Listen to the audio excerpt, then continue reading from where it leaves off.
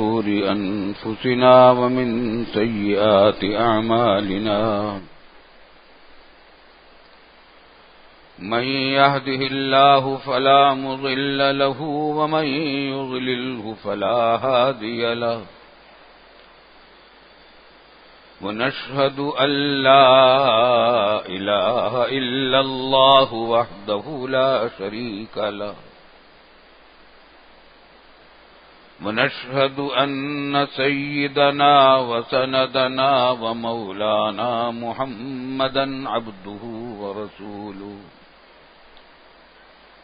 صلى الله تعالى عليه وعلى آله وصحبه أجمعين وسلم تسليما كثيرا كثيرا.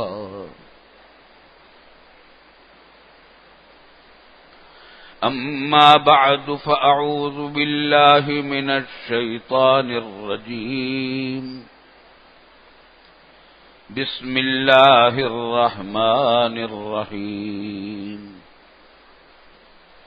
فلولا نفر من كل فرقة منهم طائفة ليتفقهوا في الدين ولينذروا قومهم إذا رجعوا إليهم لعلهم يحذرون.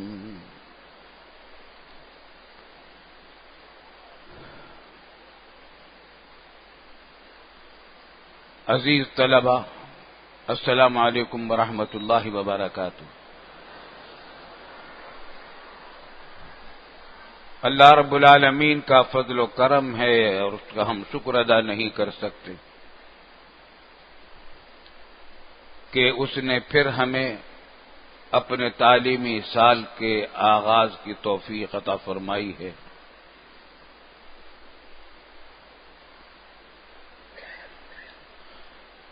جب دو مہینے کی تعطیلات 15 شعبان سے شروع ہو جاتی ہیں تو طلبہ اپنے اپنے وطنوں کو رخصت ہو جاتے ہیں. دارالعلوم کی رونق اور مدرسوں کا جمال طلبہ اور اساتذہ ہیں.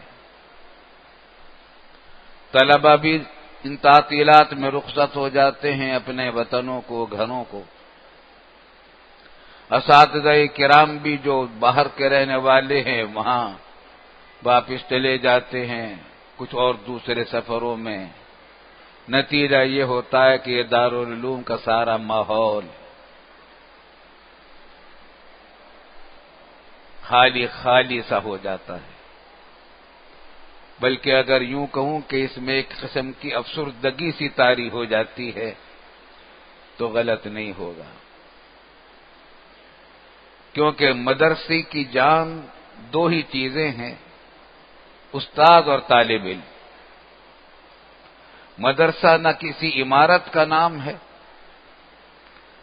نہ کسی محل کا نام ہے، نہ کسی تنظیم کا نام ہے. مدرسہ نام ہے استاد اور طالب علم کا. جہاں استاد اور طالب علم اپنا کام شروع کر دیں وہی جگہ مدرسہ ہے. درخت کے نیچے ہو، پہاڑ کی چوٹیوں پر ہو، کسی جزیرے میں ہو، وہی مدرسہ بن جاتا ہے. دارالعلوم دیوبند کا آغاز انار کے درخت کے نیچے ہوا تھا. 2 محمودوں کے ذریعے، استاد بھی محمود، شاگرد بھی محمود. پھر اللہ تعالیٰ نے دارالعلوم کو کیا بنایا، پوری دنیا میں اس کے فیض کو پھیلایا. اللہم لک الحمد ولک الشکر. تو جب تعطیلات ہو جاتی ہیں تو ماحول پر سناٹا سا چھا جاتا ہے.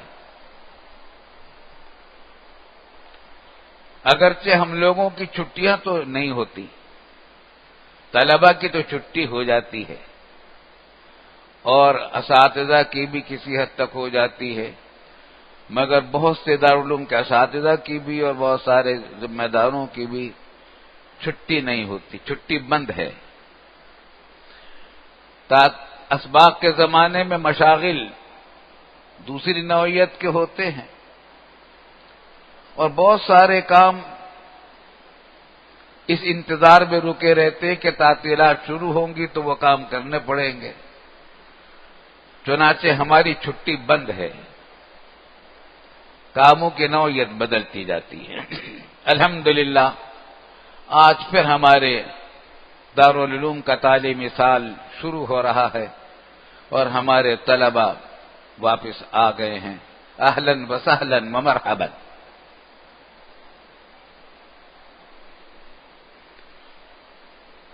بہت سارے طلباء تو قدیم ہیں جو یہاں کے طور و طریق سے واقف ہیں، بہت سارے طلباء جدید ہیں۔ اللہ تعالیٰ ان کے لیے بھی یہاں کی آمد کو بابرکت بنائے اور ان کے لیے علمی اور عملی اور تربیتی ترقیوں کا موقع عطا فرمائے۔ طالب علمی ایک مجاہدہ ہے، سخت مجاہدہ ہے۔ ہمیں اس بات کا احساس ہمیشہ رہتا ہے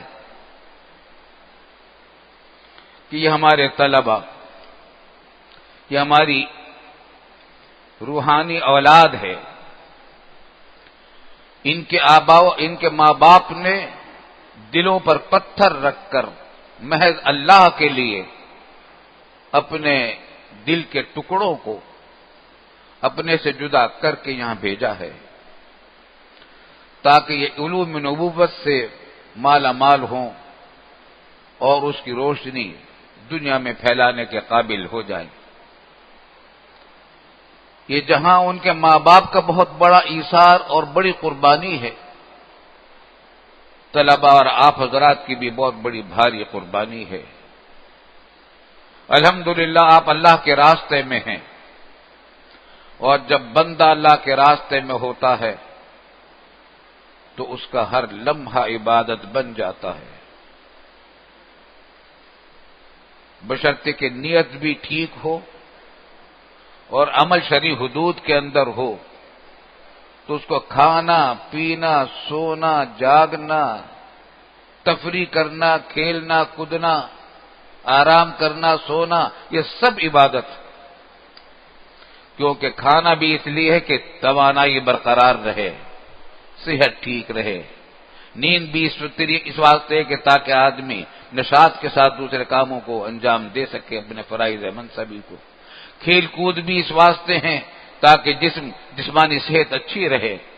غرض یہ کہ سارے کام اللہ کے فضل و کرم سے عبادت بن جاتے ہیں۔ میں آپ کو مبارکباد دیتا ہوں اور اپنے لیے بھی اس کو بڑی سعادت سمجھتا ہوں، اپنے اساتذہ کرام کے لیے، اپنے سب رفقا کے لیے، کہ اللہ نے ہمیں اللہ کے راستے میں لگایا ہے۔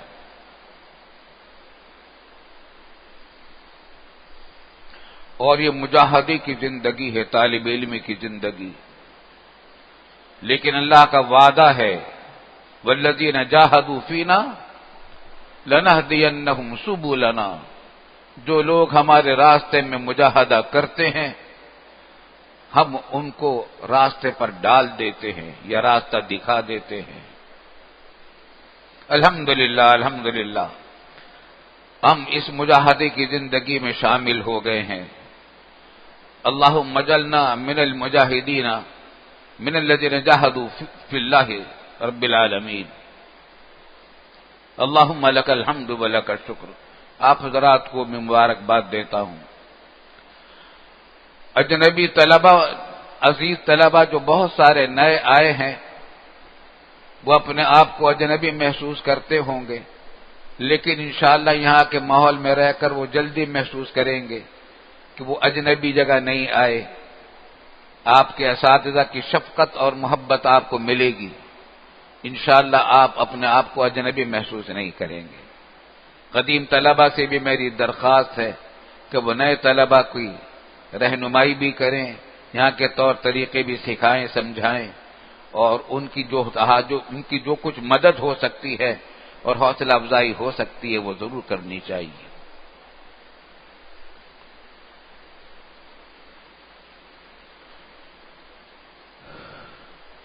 طالب علم کا زمانہ ایسا ہے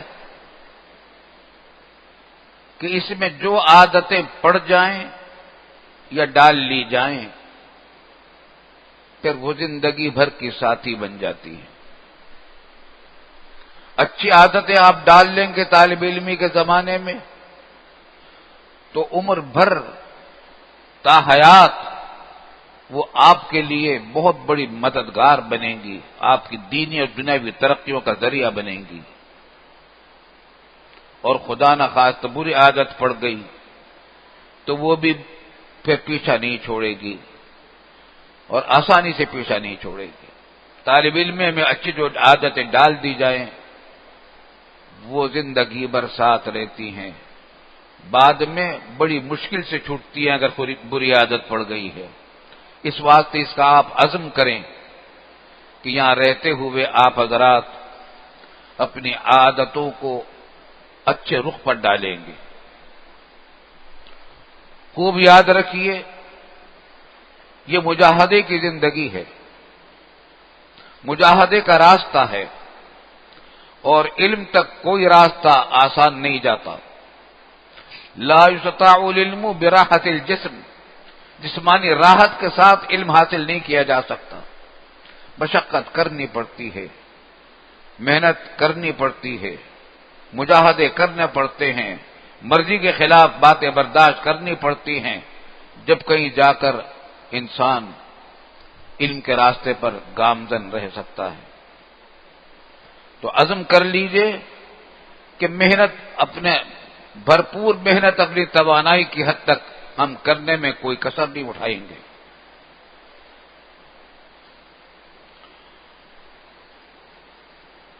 ایک بات یہ کہنی ہے کہ یہ دارالعلوم ہے، الحمدللہ الحمدللہ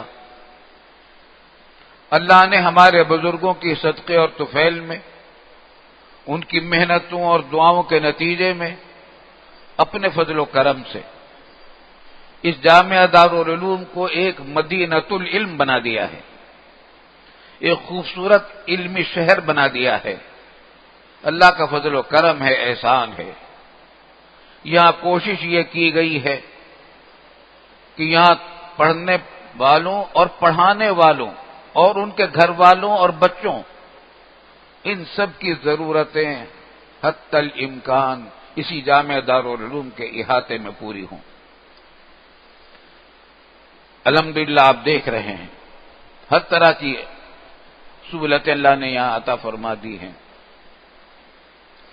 بہت سے اساتذہ باہر سے آتے ہیں، بلا شبہ ان کو تو یہ حاصل نہیں ہے سہولت جو یہاں کے رہنے والے اساتذہ کرام کو اور کارکنان کو ہیں۔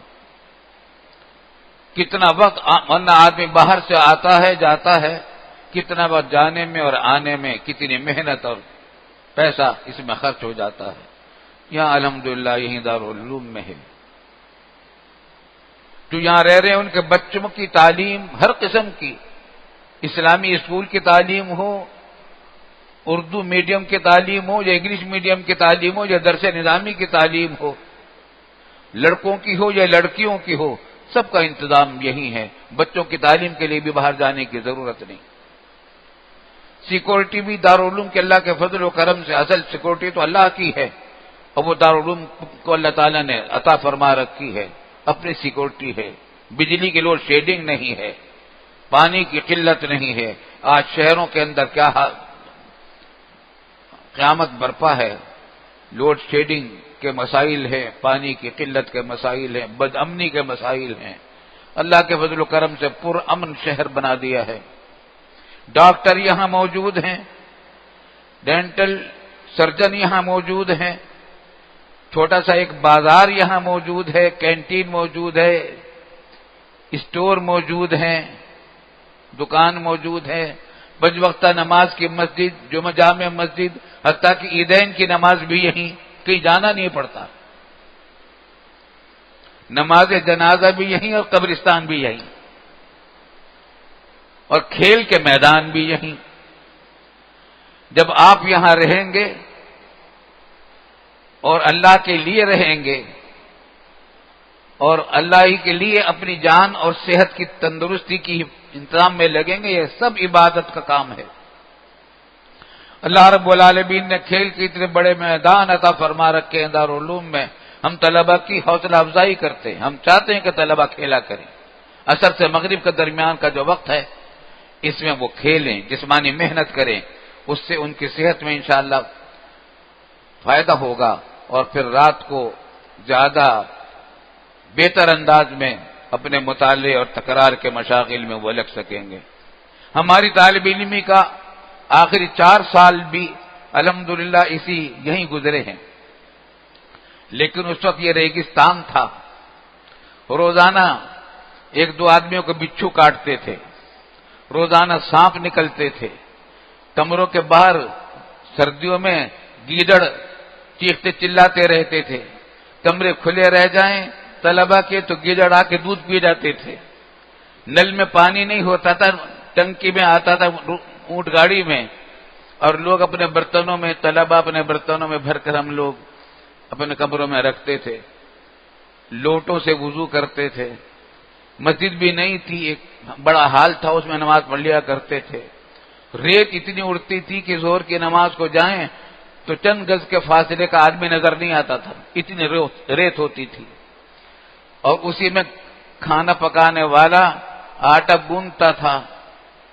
تو آپ اندازہ کیجئے اس آٹے میں کتنا ریت شامل ہوا ہوگا، جب روٹی کھاتے تھے تو وہ کچ کچ کی آواز بھی آتی تھی، لیکن طالب علم کے دور میں ہمیں اس میں دونوں روٹیاں پوری کھا جاتے تھے، دونوں وقت، ناشتے میں بھی ایک نان ملا کرتا تھا وہ بھی پورا کھا لیتے تھے، کیونکہ جسمانی محنت بہت کرتے تھے، محنت کی عادت ہم نے ڈالی تھی، ہر طرح کے کھیل تھے، یہاں تک کہ کبڈی بھی کھیلتے تھے، کشتی بھی لڑتے تھے، گھوڑے بھی دوڑاتے تھے، فٹ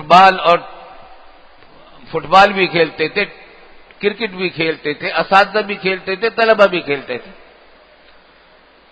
3 عمارتیں تھی، باقی سارا ریگستان تھا، یہاں سے لے کر کلفٹن تک کوئی عمارت، کوئی بستی، کوئی سڑک نہیں تھی، نہ بجلی، نہ پانی، نہ گیس، نہ ٹیلی فون، گاؤں میں تھے، گاؤدی بن گئے تھے، دیہاتی بن گئے تھے، لیکن خوب یاد رکھیے اللہ کے راستے میں جب کوئی کام جس میں مجاہدہ کرنا پڑ جاتا ہے اللہ تعالیٰ اس میں خیر و برکت بھی بہت فرماتے ہیں۔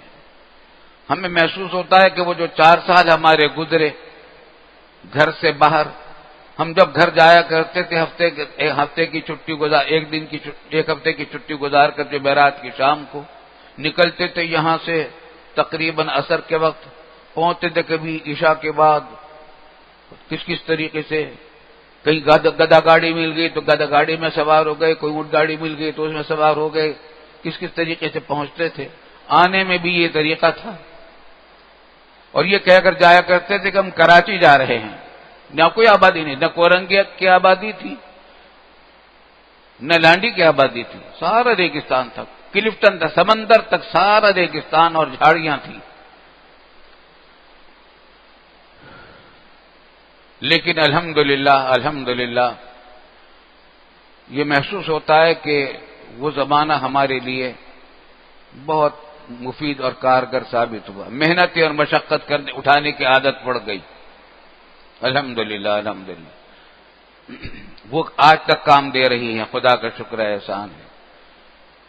خیر، میں یہ کہہ رہا ہوں محنت کی عادت ڈالیے، اپنے کاموں کو اپنے کاموں کو منظم کیجیے، مرتب کیجیے، یہاں ہر کام کا ایک وقت مقرر ہے، اسباق کے اوقات بھی مقرر ہیں، ناشتے کا وقت بھی مقرر ہے جس میں آپ ناشتہ کریں گے اپنے طور پر، کھانوں کے اوقات بھی مقرر ہیں، اسباق کے اوقات بھی، تکرار کے، مطالعے کے، نماز کے، آرام کے، قیلولے کے، سب چیزوں کے اوقات مقرر ہیں، ان کی پابندی کیجیے۔ ایک بات اور دکھے دل سے کہنا چاہ رہا ہوں، اور وہ یہ کہ ہمارے مدرسوں میں یوں تو الحمدللہ تعلیم تو اچھی ہو رہی ہے، اور ایسی ہو رہی ہے کہ سرکاری اسکولوں میں نہیں ہو رہی، سرکاری کالجوں میں یونیورسٹیوں میں نہیں ہو رہی. نہ طلبہ محنت کرتے نہ اساتذہ محنت کرتے. ہمارے مدرسوں کے طلبہ اور اساتذہ تو محنت کرتے ہیں, راتوں کو دیر دیر تک جاگ کر محنتیں کرتے ہیں. جتنی محنت طالب علم کرتے ہیں اس سے زیادہ محنت اساتذہ کرتے ہیں. 1 گھنٹے کے سبق کے لیے کتنے گھنٹے کی وہ تیاری کر کے سبق میں آتے ہیں. الحمدللہ ہمارے ہاں تعلیم کے میدان میں تو محنت بھی ہو رہی ہے. اللہ تعالیٰ اس کو قبول فرمائے اور اس میں خیر و برکت پیدا فرمائے. لیکن ہمارے ہاں تربیت نہیں ہو رہی. ہمارے مدرسوں میں دین پڑھایا جا رہا ہے, سکھایا نہیں جا رہا. یہ افسوسناک بات ہے, دردناک بات ہے. ہمارے دارالعلوم دیوبند میں یہ بات نہیں تھی. وہاں دین پڑھایا بھی جاتا تھا, سکھایا بھی جاتا تھا. اساتذہ طلبہ پر نظر رکھتے تھے, طلبہ اپنے اساتذہ کو دیکھ دیکھ کر عمل سیکھتے تھے. یہاں بھیڑ چال ہے, کوئی تہذیب, شائستگی, اسلامی آداب کہ ایسا. جب خاص طور سے جب طلبہ نئے آتے ہیں تو ان کو دیکھ کر بڑا افسوس ہوتا ہے, دل دکھتا ہے. حتیٰ کہ سلام تک کرنے کے آداب نہیں آتے. کتنے افسوس کی بات ہے. ایک طالب علم میں ہر سال اس قسم کے واقعات پیش آتے ہیں. اس سال بھی ایک طالب علم ایک باہر کے ملک سے آیا, دورہ کر کے آیا ہے, تخصص مفتی بننے کے لیے آیا, تخصص میں آ کر پیچھے سے آیا اور بات شروع کی. میں نے سلام نہیں کیا. میں نے سلام کیا تو جواب نہیں دیا. کہا کہ فلاں کام ہے, یہ فلاں ہے. میں نے اس کو ڈانٹ دیا کہ میں تم سے بات نہیں کرتا. تم نے نہ سلام کیا نہ میرے سلام کا جواب دیا, مصافحہ کرتے ہو. ایسے کئی طلبہ کو میں نے ڈانٹا ہے. مجھے بعد میں دل بھی دکھا. جب کسی طالب علم کو ڈانٹتا ہوں تو یہ آسان کام نہیں ہے اپنے طالب علم کو ڈانٹنا. یہ ہمارے دل کے ٹکڑے ہیں, جگر کے ٹکڑے ہیں, لیکن ان کی تربیت کے لیے ڈانٹنا بھی پڑتا ہے. بعض طالب علموں کو جھڑکا میں نے, تم بدتمیزی کرتے ہو. سلام کرنا سنت مؤکدہ ہے, جواب دینا واجب ہے, مصافحہ کرنا بلا شبہ مستحب ہے, اس کے بھی بڑے فضائل ہیں. محبت سے ایک دوسرے کا ہاتھ پکڑ کر مصافحہ کرتے ہیں تو گناہ جھڑتے ہیں دونوں کے, اس کے بھی بڑی فضیلتیں احادیث میں آئی ہیں. لیکن ہوتا کیا ہے, کسی استاد سے, کسی بزرگ سے مصافحہ کرنا ہے, اس کو کونی ماریں گے, اس کو کونی, ہجوم ہوتا ہے, اس کو کونی مار کے, اس کو کونی مار کے, اس کو لاتے مار کے, اس کو گھٹنے مار کے وہاں جا کے مصافحہ کرتے ہیں. تم نے ایک مستحب کام کیا, چاہے حرام کا ارتکاب کیا, ایذائے مسلم کی, دوسرے مسلم کی توہین کی. تم نے چار مسلمانوں کی توہین کی. المسلم من سلم المسلمون من لسانه ویدی. مسلمان تو وہ ہوا کرتا ہے جس کی زبان اور ہاتھ سے دوسروں کو تکلیف نہ پہنچے. تو تم مسلمان, ایسا آدمی مسلمان کہلانے کے قابل نہیں ہے جو لوگوں کو تکلیف پہنچائے, کونیاں مارے, تو اپنے ساتھیوں کو بھی تکلیف پہنچاتے ہیں. اچھا, بعض اوقات کیا کرتے ہیں, میں اس واسطے کہہ رہا ہوں کہ بھئی اب ہمارا ساتھ سال بھر رہنا ہے, ہمارا اور آپ کا. انشاءاللہ ہم سال بھر ساتھ رہیں گے. اگر ایک دوسرے کی مزاجوں کو سمجھ کر رہیں گے تو آرام سے رہیں گے, خوشیاں رہیں گی, ورنہ بدمزگی رہے گی. میں آپ کو اس واسطے کہہ رہا ہوں, اگرچہ یہ بات بہت معمولی سی ہے, یہ وہ بات ہے جو 5ویں جماعت کے بچے کو اور ناظرہ قرآن کریم پڑھنے والے بچے کو سکھائی جاتی تھی کہ سلام کس طرح کرتے ہیں. لیکن افسوس ہے کہ آج ہمیں اپنے طلبہ کو یہ سکھانا پڑتا ہے کہ سلام کس طرح کریں اور جواب کس طرح دیں اور مصافحہ کس طرح کریں. سنت مولانا تقی عثمانی صاحب صدر دارالعلوم, نائب صدر صاحب نے ابھی اتوار کو تقریر کی, بیان کیا, اسی موضوع پر تھا کہ مصافحہ مستحب ضرور ہے لیکن واجب نہیں ہے. جواب دینا واجب ہے, سلام کرنا واجب ہے. لیکن ہمارے بہت سارے طلبہ کو میں دیکھتا ہوں, ان کے ہونٹ کو دیکھتا رہتا ہوں میں کہ ان کے ہونٹ بھی ہلے یا نہیں. ہونٹ نہیں ہلے, منہ بند ہیں, اور مصافحہ. میں اس آدمی سے مصافحہ نہیں کرتا جتنے نے سلام کیا ہو, نہ سلام کا جواب دیا ہو. 2 سلام کا جواب چھوڑ کر اس نے گناہ کا ارتکاب کیا ہے اور مصافحہ کر رہا ہے. مصافحے کو اتنا سمجھنے ضروری کہ یہ سب جیسے حجر اسود کا استلام ہوتا ہے ایسے مصافحہ کا استلام, مصافحہ بنا لیا استاد کا. ارے بھائی, مل جائے استاد کو، آپ استاد کے پاس ملاقات کے لیے گئے ہیں، اس کے ہاتھ بھی خالی ہیں اور وہ اس کے پاس جلدی بھی نہیں ہے، تو مصافحہ کر لو، ضرور کر لو، بہت اچھی بات ہوگی، خوشی ہوگی۔ لیکن وہ جلدی میں ہے یا ہاتھ خالی نہیں ہے، اس کو تکلیف پہنچا کر مصافحہ کرو گے تو ایذا رسانی ہوگی۔ تو یہ بات اچھا ایک عجیب بات ہے کہ ہمارے مدرسوں میں یہ بیماری زیادہ ہے۔ ہم جب دیوبند میں تھے، وہاں میری عمر 12 سال تھی جب ہجرت کر کے ہم پاکستان آئے ہیں، سن 48 میں پاکستان بنے ہوئے 6-7 مہینے ہوئے تھے۔ میں نے 15 پارے دارالعلوم دیوبند میں حفظ کیے ہیں۔ میں دارالعلوم دیوبند کا سابق طالب علم ہوں۔ میرا آبائی وطن، آبا و اجداد کا وطن دیوبند تھا۔ وہاں میں دیکھتا تھا کہ حضرت بڑے بڑے اکابر علماء، حضرت مولانا سید حسین احمد صاحب مدنی رحمۃ اللہ علیہ گزر رہے ہیں بازار سے گزر رہے ہیں، کچھ طلبہ ساتھ ہیں، مگر یہ نہیں تھا کہ بڑھ بڑھ کے مصافحہ کر رہے ہیں لوگ، ان کے راستوں کو روک روک کر مصافحہ کر رہے ہیں، سلام کر لیے، سلام کرتے ہیں۔ کسی کو ملاقات کرنی ہے، بات چیت کرنی ہے، آپ کچھ گئے ہیں ملنے کے لیے، ٹھیک ہے بھائی آپ مصافحہ کیجئے، بشرطے کہ اس کے ہاتھ خالی ہو، فرصت بھی ہو۔ لیکن مصافحہ کر کے آس پاس کے لوگوں کو بھی ستاتے ہیں، بعض اوقات اس کو بھی ستاتے ہیں جس سے مصافحہ کرنا ہے، کھڑکیوں سے کود کر مصافحے کے لیے آ جاتے ہیں۔ ایک وبال جان بنا دیا ہے۔ میں آپ سے سچ کہہ رہا ہوں، مسجد میں آنا مشکل ہو گیا ہے۔ مسجد سے باہر نکلتے ہوئے ہمیں بہت سارے کام کرنے ہوتے ہیں، کسی سے کچھ کہنا ہے، کسی سے کچھ کہنا ہے، کسی سے بات ہی کرنے نہیں دیتے، اس سے بات کریں ادھر آ جاتے ہیں، اس سے بات شروع کریں وہ آ جاتے ہیں۔ اچھا پھر کھڑے ہو کر دوسروں کی باتیں سنتے بھی ہیں، انتظار میں، مصافحے کے انتظار میں کھڑے ہیں، ہم کسی سے بات کر رہے ہیں اور مصافحے کے انتظار میں یہ کھڑے ہوئے ہیں چوکیدار، اور ایک ایک بات سننے کی کوشش کر رہے ہیں، ہر بات سن رہے ہیں۔ استراق السمع کہاں جائز ہے کسی کی؟ دوسروں کی باتیں سننا آپ کو کس نے اس کی اجازت دی ہے؟ مگر یہ سب گناہ کے کام کرتے ہیں، کون کرتا ہے؟ علماء بننے والے طلبہ کر رہے ہیں، اور کہاں سے آ رہے ہیں؟ مدرسوں سے آ رہے ہیں۔ یہ رونا ہے ہمارا اس بات کا کہ ہمارے مدرسوں میں دین پڑھایا جا رہا ہے اور سکھایا نہیں جا رہا۔ الحمدللہ دارالعلوم میں کوشش کی جاتی ہے، لیکن ابھی بہت کچھ کرنا ہے۔ مجھے آپ سے کہنا ہے، خدا کے لیے دارالعلوم میں آپ رہیں گے، تعلیم کے دوران آپ دین پڑھیں بھی، سیکھیں بھی۔ اگر آپ نے نہ سیکھا، آپ نے یہ حدیث تو پڑھ لی کہ المسلم من سلم المسلمون من لسانه ویدی، اس میں الف لام کیسا ہے، مسلم کس معنی میں ہے، اور زبان کو مقدم کیوں کیا، ہاتھ کو کیوں مقدم کیا، ساری تفریح پڑھ لی آپ نے، لیکن کام کے سارے اظہار ثانی کے، حتیٰ کہ سلام بھی غلط طریقے سے کیا، مصافحہ بھی غلط طریقے سے کیا۔ اچھا بعض طلبہ تو کیا ہوتا ہے، اجنبی ہیں، وہاں سے آتے ہیں، معانقہ کرنا چاہتے ہیں استادوں سے۔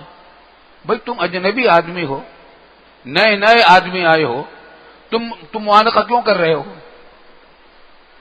پورے عہد رسالت میں جہاں تک مجھے یاد پڑتا ہے صرف 2 واقعے ایسے ہیں جہاں رسول اللہ صلی اللہ علیہ وسلم کا معانقہ منقول ہے، اور بھی ہوں گے مگر میرے علم کی حد تک اپنی کہہ رہا ہوں۔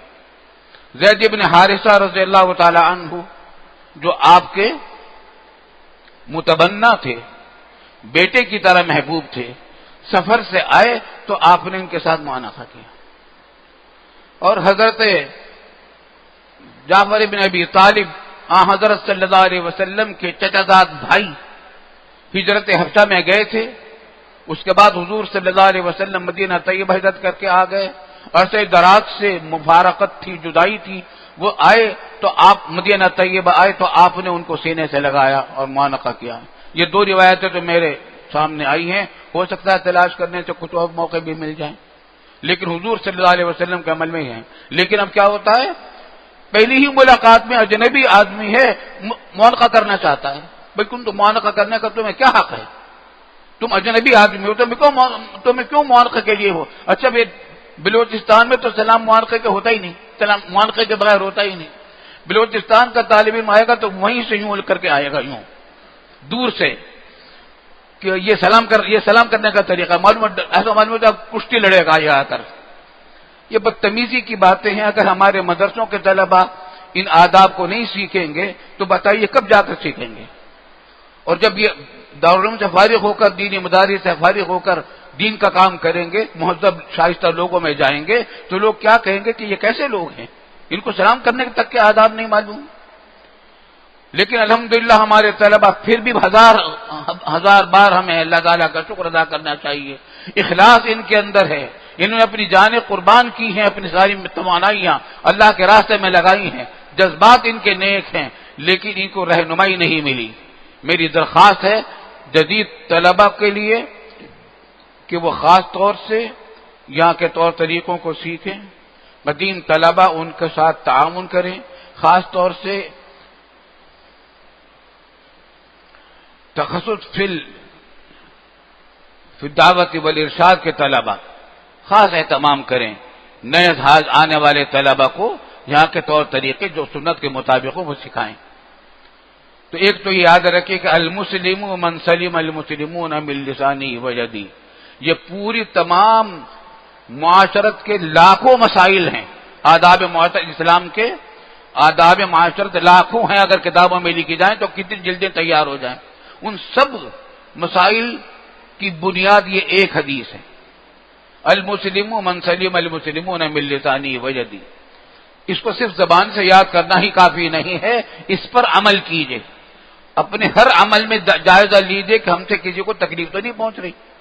بعض طلبہ یہ کرتے ہیں، اچھا خاصے پڑھے لکھے طلبہ کو دیکھتا ہوں، اور جو اب جدید طلبہ آئے ہوئے ہیں تو وہ بھی حرکتیں کر رہے ہیں، بعض سب نہیں، بعض ابھی صفوں میں جگہ خالی ہے، نماز ہو چکی یا ہونے والی ہے، نفلوں کے لیے سنتوں کے لیے نیت باندھ کے وہاں کھڑے ہو گئے، قبلہ یہاں ہے، امام یہاں کھڑا ہوگا، اگلی صف یہاں ہے، سنت کے لیے وہاں کھڑے ہو گئے، سب کا راستہ روک دیا، اور اس کو یوں سمجھتے ہیں ہم نے کوئی غلط کام نہیں کیا۔ یہ اظہار ثانی نہیں ہے، سنت کے بھی خلاف ہے۔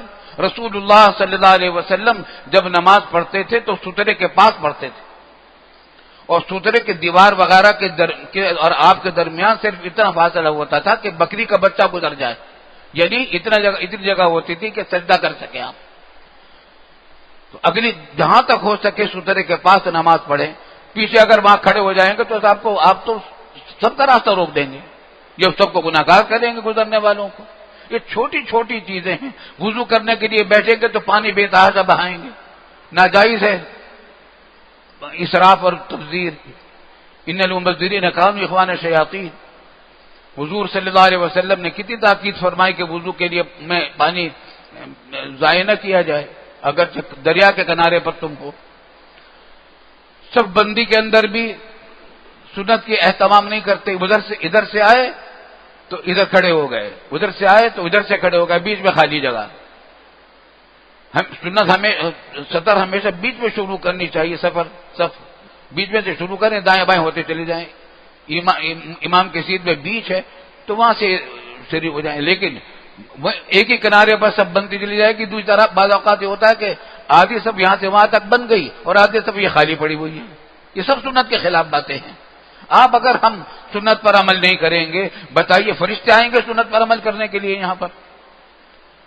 بہت دکھے دل کے ساتھ کہہ رہا ہوں، بہت دکھے دل کے ساتھ کہہ رہا ہوں، اور جب یہ کہتا ہوں تو مجھے یہ خیال بھی ہوتا ہے کہ ہمارے بہت سارے کئی طلبہ کو ڈانٹ بھی پڑ چکی ہے، مجھ سے ڈانٹ پڑی ہے مسجد میں، انہوں نے وہی بدتمیزی کی، وہی مسافہ غلط طریقے سے کرنے کی کوشش کی، سلام اور جواب نہیں دیا، یا راستہ روک کر مسافہ کے، بات تو مسافہ کر کے پھر چھوڑتے ہی نہیں، پھر انگوٹھا بھی چیک کرتے ہیں کہ خضر تو نہیں ہے کہیں۔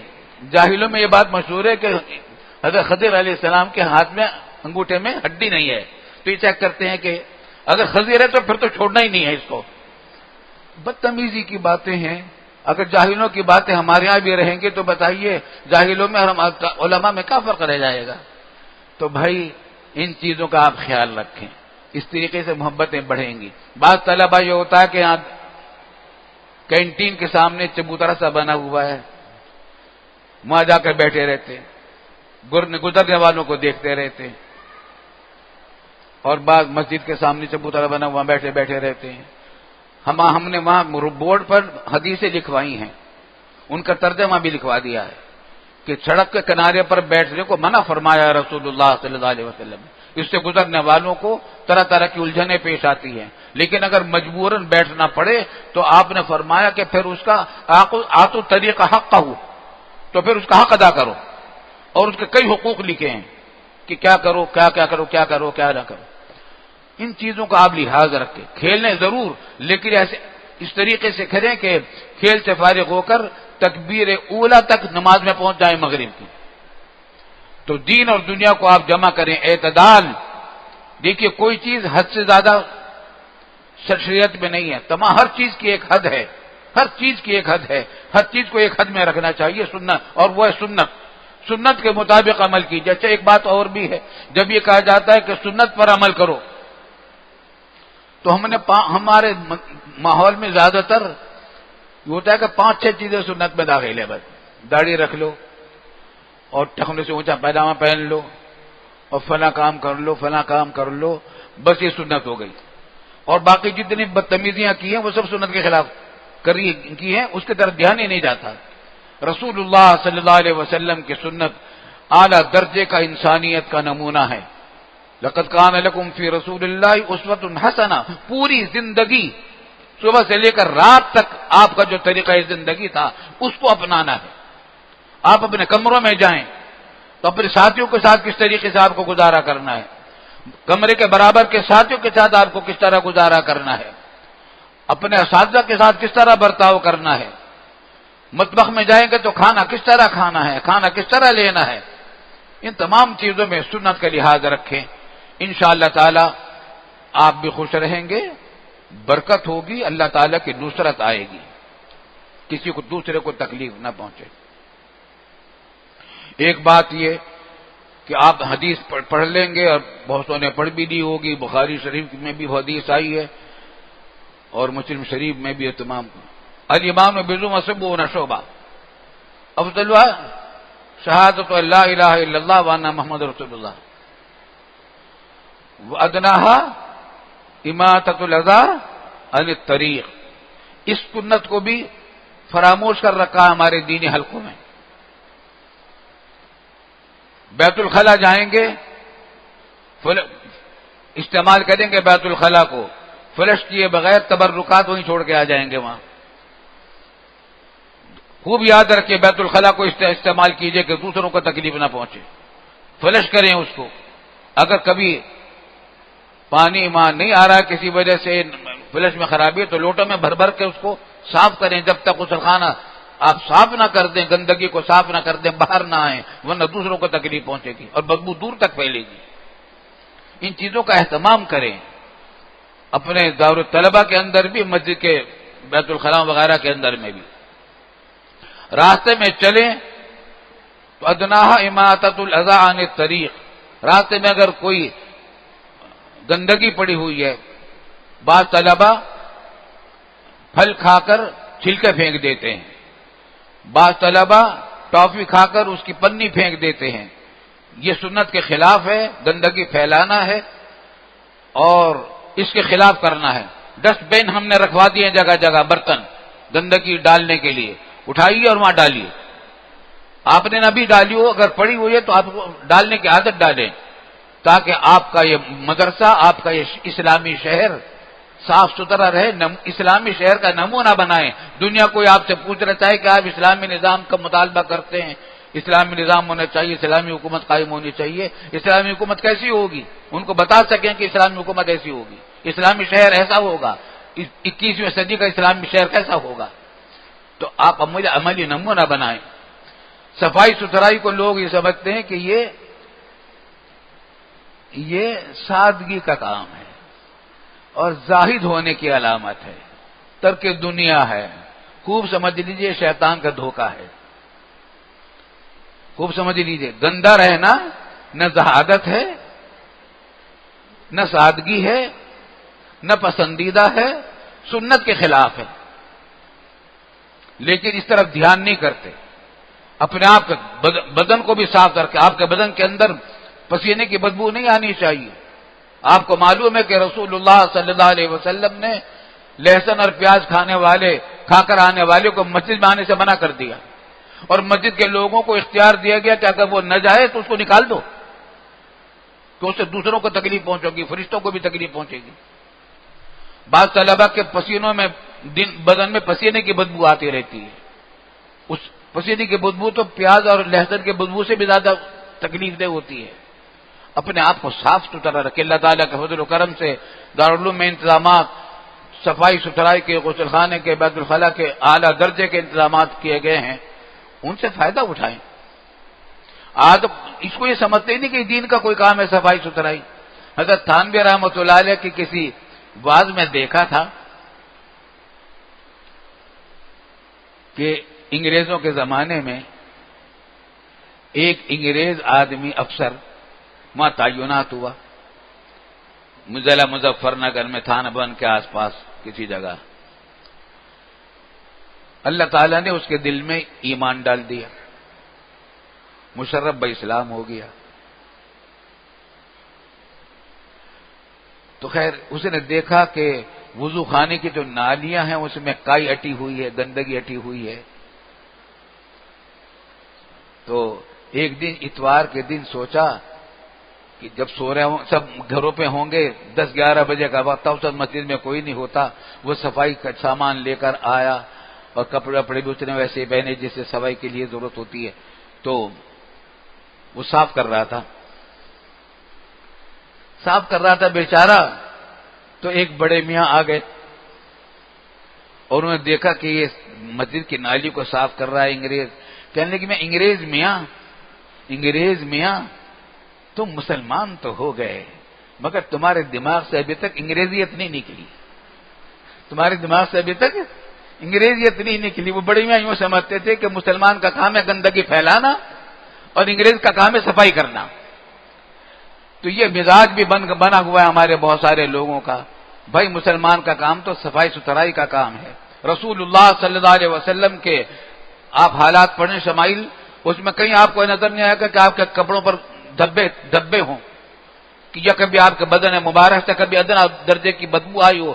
آپ تو جہاں سے گزر جاتے تھے راستے مہک اٹھتے تھے خوشبو سے، آپ کو گندگی سے نفرت تھی، بدبو سے نفرت تھی۔ ان سب چیزوں کو اپنانے کی کوشش کیجیے، اللہ تعالیٰ آپ حضرات کی مدد فرمائے۔ اور جن طلباء کو پر ڈانٹ پڑی ہے، کئی مرتبہ ڈانٹ پڑی ہے نمازوں کے بعد، جنہوں نے ہمیں ستایا مسافر کی کوششوں میں، ہمارا دل دکھتا ہے ان طلباء کو ڈانٹ ڈالنے کے بعد، کیونکہ وہ اجنبی تھے، نئے تھے۔ تو ان سے بھی ہم کہتے ہیں کہ بھائی ہم نے مجبوراً تمہارے ساتھ یہ کارروائی کی ہے، اور آئندہ تم ایسا موقع نہ دینا کہ تم پر ڈانٹ پڑنے کی صورت ہو۔ باقی تفصیلات انشاءاللہ سب اساتذہ کرام اپنے اپنے درسگاہوں میں آپ کو بتلائیں گے۔ ابھی بہت کچھ سیکھنا ہے آپ حضرات کو، صرف دین پڑھنا نہیں ہے، سیکھنا ہے، اور آپ کے اساتذہ کرام الحمدللہ آپ کو بتائیں گے انشاءاللہ۔ اللہ تعالی مدد فرمائے۔ اب ہم اپنی کتاب بخاری کا سبق کا